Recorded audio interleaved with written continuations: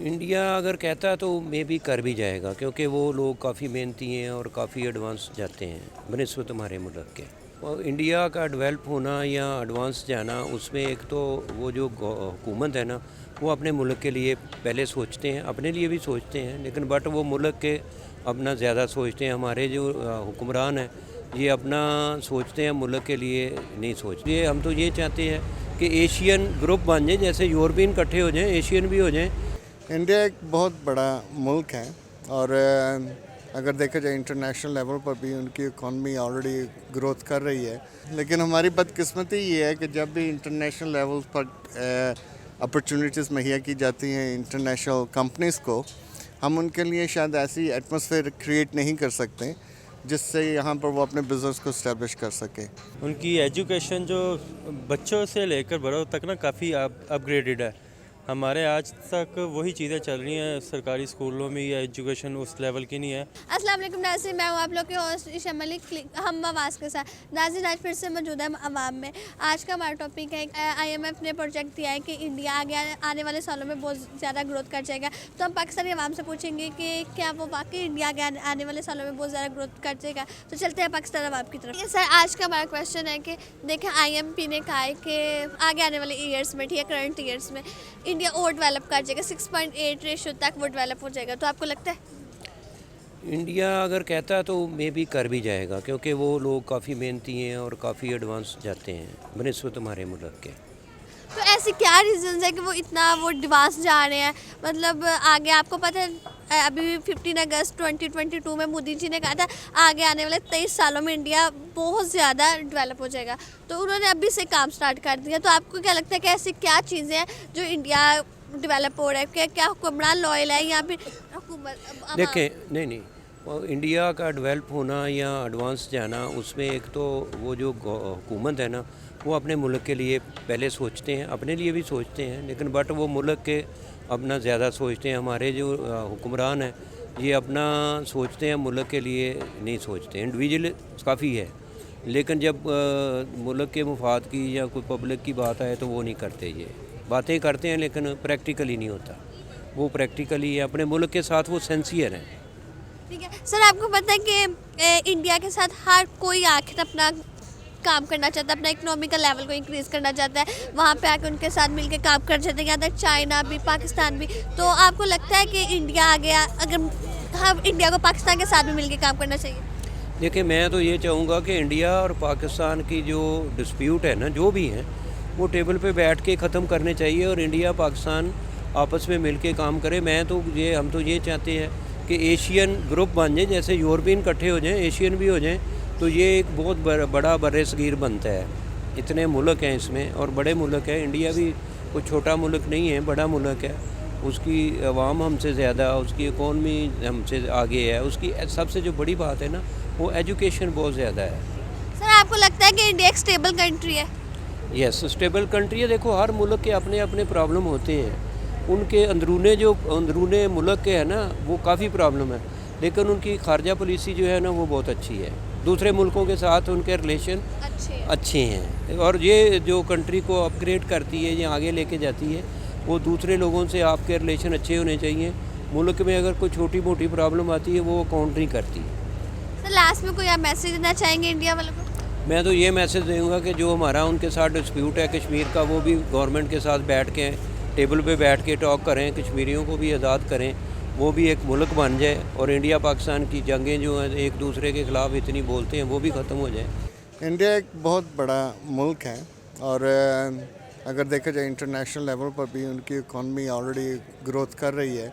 उसकी कुछ शायद उनकी गवर्नमेंट की पॉलिसीज़ जो हैं वो बिज़नेस के लिहाज से काफ़ी बेहतर हैं, ठीक है।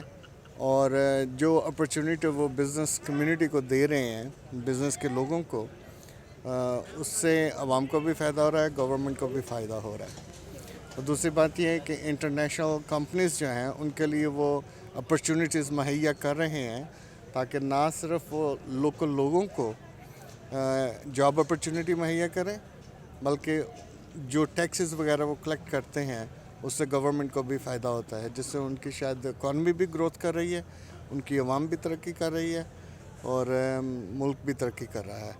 ठीक है सर, आपको क्या लगता है कि जो इंडिया की ग्रोथ है वो उस पर हुक्मरानों का कितना % आता है?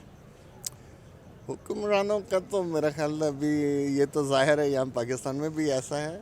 आपको ये लगता है कि आपको क्या लगता है हुक्मरान अवाम के साथ लॉयल है या अवाम हुक्मरान के साथ?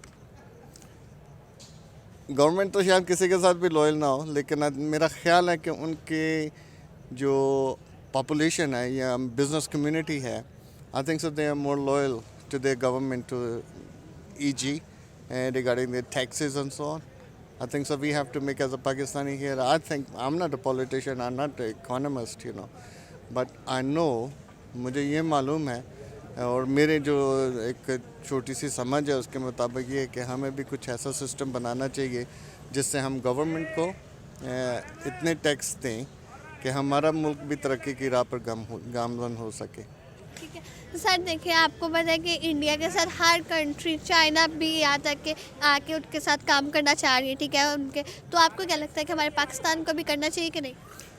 बिल्कुल करना चाहिए, लेकिन हमारी बदकिस्मती ये है कि जब भी इंटरनेशनल लेवल पर अपॉर्चुनिटीज़ मुहैया की जाती हैं इंटरनेशनल कंपनीज़ को, हम उनके लिए शायद ऐसी एटमॉस्फेयर क्रिएट नहीं कर सकते जिससे यहाँ पर वो अपने बिज़नेस को इस्टेब्लिश कर सके, क्योंकि हमारे मुल्की हालात कुछ ऐसे रहे हैं पास्ट में, जब भी हमने इंटरनेशनल कंपनी को इनविटेशन दिया है कि यहाँ पर आके कंपनीज़ को शुरू किया जाए, बदकिस्मती हमारे पाकिस्तान की रही कि मुल्की हालात इस तरह के पैदा हो गए कि उनको अपनी कंपनियां बंद करके वापस जाना पड़ा।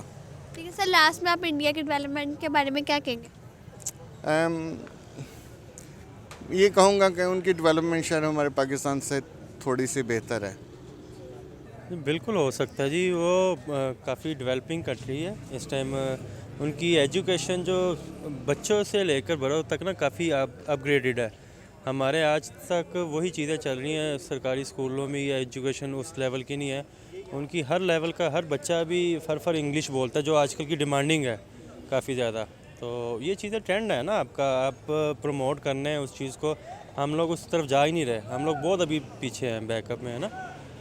सर हम आप बात करें इंडिया की डेवलपमेंट, इसमें इनका इंडिया का मतलब क्या है? इनके हुक्मरानों का हाथ है या अवाम है, या अवाम खुद से लॉयल है, या फिर अवाम अपनी गवर्नमेंट से लॉयल है? नहीं जी, लेकिन लॉयल तो नहीं, अवाम तो नहीं कह सकते, हुक्मरानों का हाथ है। और एजुकेटेड पीपल्स काफ़ी ज़्यादा है वहाँ पे, आप देखेंगे तो आपको पता लगेगा, छोटे छोटे बच्चे भी फर इंग्लिश बोल रहे होते हैं। तो यहाँ पे तो बच्चों को सीधे ही उनको बेसिक नॉलेज ही नहीं देते ना, तो इस तरह के वो काफ़ी चीज़ें बहुत आगे हैं हमसे। सर अगर हम बात की जाए तो इंडिया भर से IT पे भी बहुत आगे है। जी जी बिल्कुल, जदीद दौर है ना, अब आजकल दौर ही IT का है, मोबाइल्स का, टेक्नोलॉजी का दौर है, इंटरनेट का दौर है, और हमें यहाँ पे फुर्सत ही नहीं मिलती, तो वो उन चीज़ों पे फोकस कर रहे हैं जो आजकल की लेटेस्ट चीज़ें हैं। आपकी इंडस्ट्रीज़ उधर सारी मोटर व्हीकल इंडस्ट्रीज़ होगी, मोबाइल इंडस्ट्रीज़ होगी, हर चीज़ उधर वो अपने मुल्क में से बना रहे हैं, मैन्युफैक्चरिंग कर रहे हैं, तो वहाँ से डेवलपमेंट आगे स्टार्ट होती है। सर लास्ट में आप क्या मैसेज देंगे इंडिया वालों को? दे आर डूइंग वेल, तो बाकी अवाम उनकी भी ऐसी है, अवाम को भी काफ़ी चाहिए, ज़रा शऊर चाहिए, तो इस चीज़ के लिए बेस्ट ऑफ लक। चलिए, thank you so much sir. So viewers, ये थी हमारी आज की वीडियो। अगर आप लोग को आज की वीडियो अच्छी लगे तो वीडियो को लाइक शेयर कमेंट करें। मिलते हैं नेक्स्ट वीडियो के साथ, तब तक अपनी मेज़बान को दे जाते, अल्लाह हाफिज़।